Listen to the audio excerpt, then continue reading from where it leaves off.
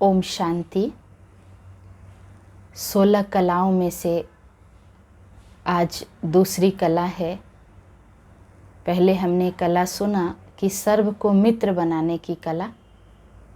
आज दूसरी कला है व्यवहार कला अथवा लोक रंजन कला।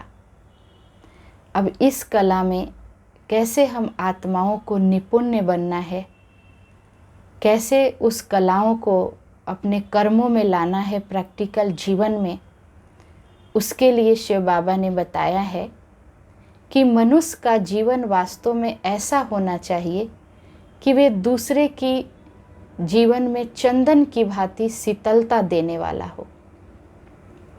जैसे सतयुग में देवी देवताओं का जीवन कंचन काया है और एक दूसरे को सुख पहुंचाते हैं, गुलाब की भांति सुगंधित हो, मधु के समान मीठा अथवा अति प्रिय लगने वाला है। ये व्यवहार कुशलता में आता है। दूसरे के प्रति, दूसरे के जीवन को भी श्रेष्ठ समझना और उनके गुणों को देखना,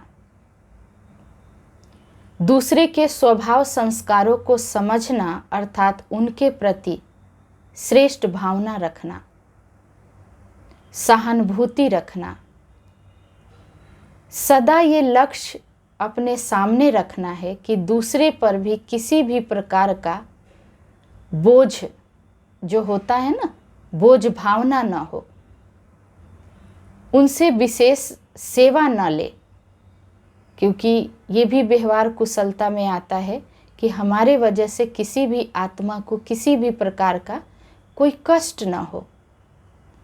तो ये है कि विशेष सेवा न ले, बात को याद रखना कि यदि दूसरे को दुख दूंगा तो मैं भी दुखी होकर शरीर छोड़ूंगा, अगर किसी को सुख देंगे तो सुखी होंगे। ये सारी व्यवहार कुशलता में ही आती है।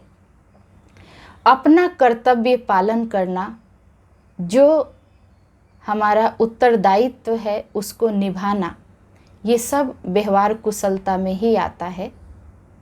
अब देखा जाए तो कोई भी मनुष्य महसूस करता है कि व्यवहार से ही किसी को दुख मिलता है और किसी को सुख मिलता है।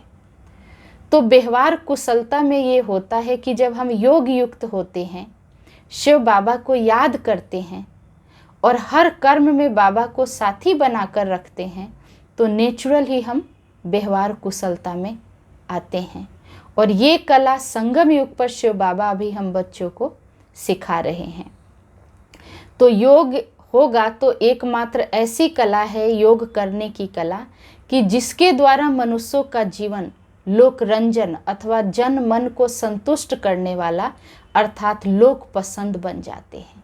क्योंकि योगी आत्मा अपने कर्मेंद्रियों को जीतता हुआ होता है और परमात्मा की स्मृति में रह करके वो कर्म करता है, तो उसका व्यवहार जो है वो श्रेष्ठ होता है और व्यवहार करने की कला से ही वो दूसरे आत्माओं को सुख शांति का अनुभव करा सकता है।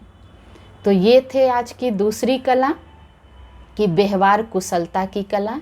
इस पर भी हम सब विचार सागर मंथन करेंगे और सारे दिन में ये स्मृति दिलाएंगे कि दूसरी कला कितनी परसेंटेज में हम सबके सामने यानी हमारे जीवन में आई हुई है।